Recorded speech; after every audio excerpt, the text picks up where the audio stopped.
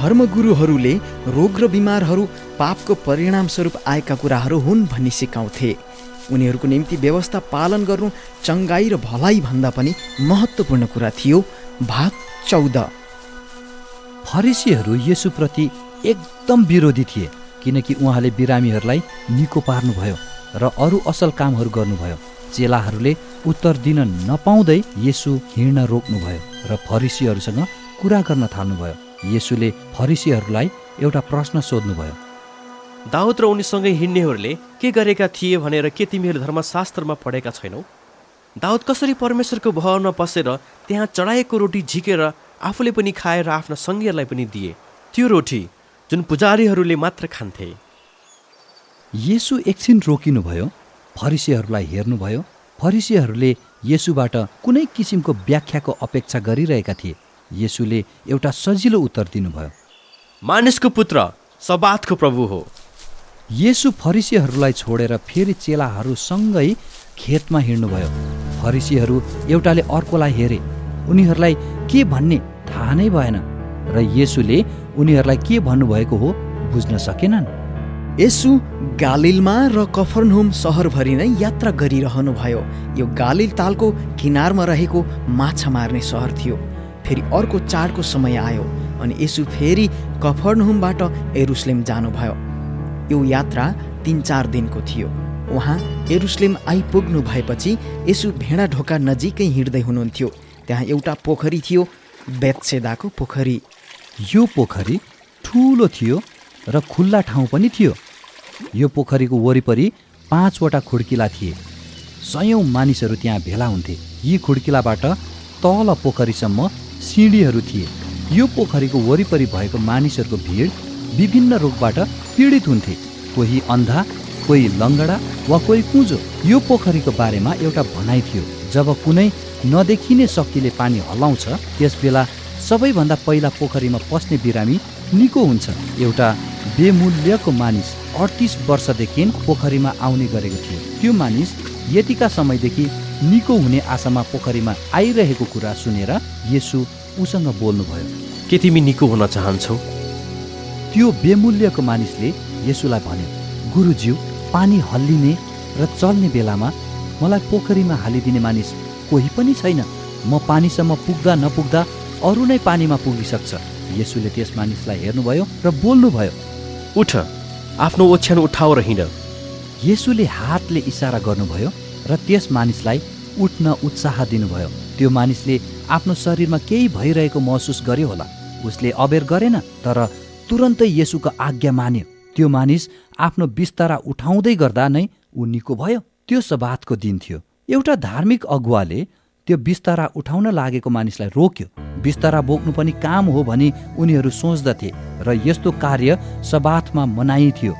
भर्खरै निको भएको मानिससँग ती धार्मिक अगुवाले कडा रूपमा बोले।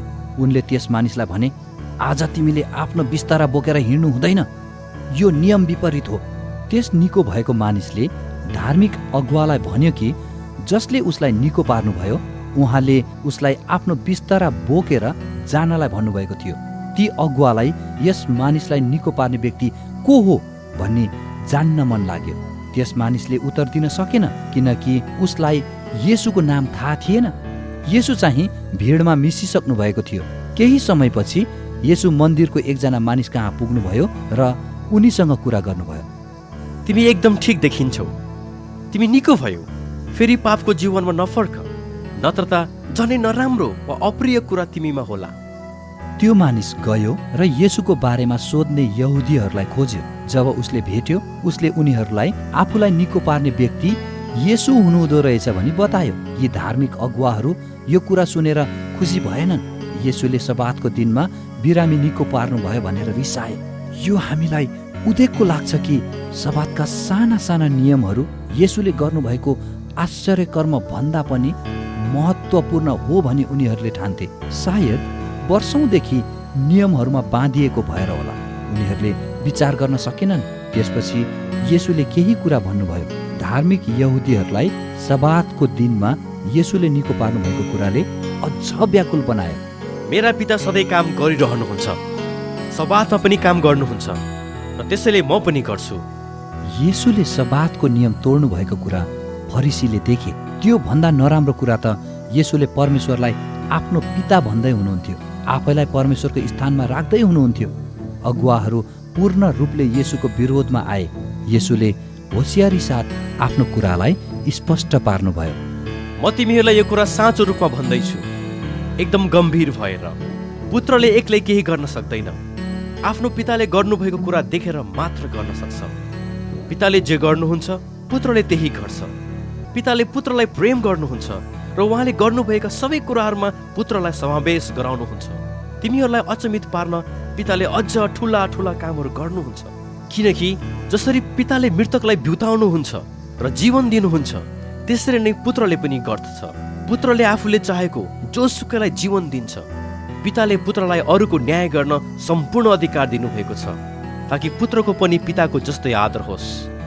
जसले पुत्रको अनादर गर्छ त्यसले पिताको पनि अनादर गर्छ, किनकि पुत्रलाई आदरको स्थानमा राख्ने निर्णय पिताको नै हो। साँचो साँचो म तिमीहरूलाई भन्दछु, जसले मेरो वचन सुन्छ र मलाई पठाउनु हुने पितामा विश्वास गर्छ, त्यो मानिसमा अनन्त जीवन छ र त्यो कहिले दोषी ठहरिने छैन र न्यायमा पर्ने छैन। त्यस्तो व्यक्ति मृत्युबाट जीवनमा प्रवेश गर्छ। साँचो साँचो म तिमीहरूलाई भन्दछु, समय आउँदैछ, साँच्चै समय यही हो, जब मृतकले परमेश्वरको पुत्रको आवाज सुन्दछ। जसले सुन्छ त्यो जिउँछ। पिता आफैमा जीवन छ, त्यसरी नै पिताले पुत्रलाई पनि आफैमा जीवन हुन उहाँले अधिकार दिनुभएको छ।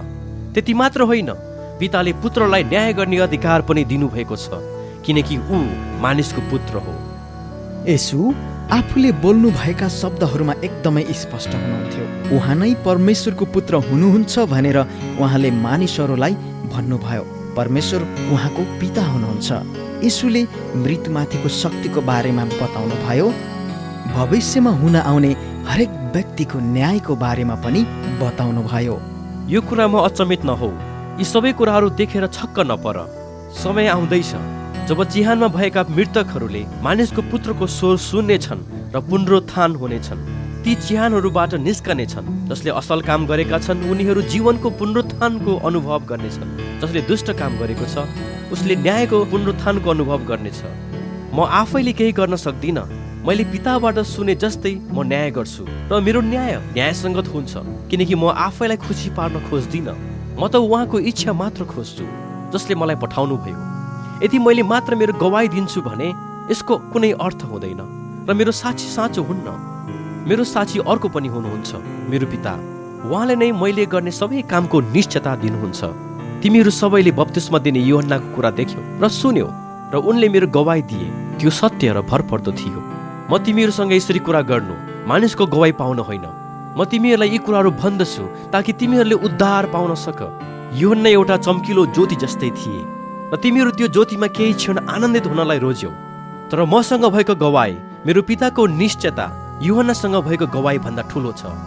मलाई मेरो पिताले पूरा गर्नु भनी दिनुभएका सबै कामहरू जुन मैले गर्दछु त्यसले गवाई बोकेको छ र साक्षी दिन्छ कि पिताले नै मलाई पठाउनु भएको हो।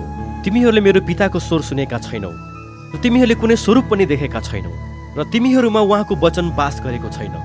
तिमीहरू धर्मशास्त्रमा खोज्छौ, किनकि धर्मशास्त्रमा अनन्त जीवन छ भने तिमीहरू विचार गर्दछौ र अनन्त जीवन दिने धर्मशास्त्रले मेरै बारेमा गवाई दिन्छ ताकि तिमीहरू अनन्त जीवन पाउन सक। ती सबै कुराको बावजुद पनि तिमीहरू म कहाँ आउन चाहँदैनौ। कुनै पनि अगमवक्ता वा धार्मिक अगुवाहरूले परमेश्वरलाई पिता भनेर पुकारेको कहिल्यै सुनिएको थिएन।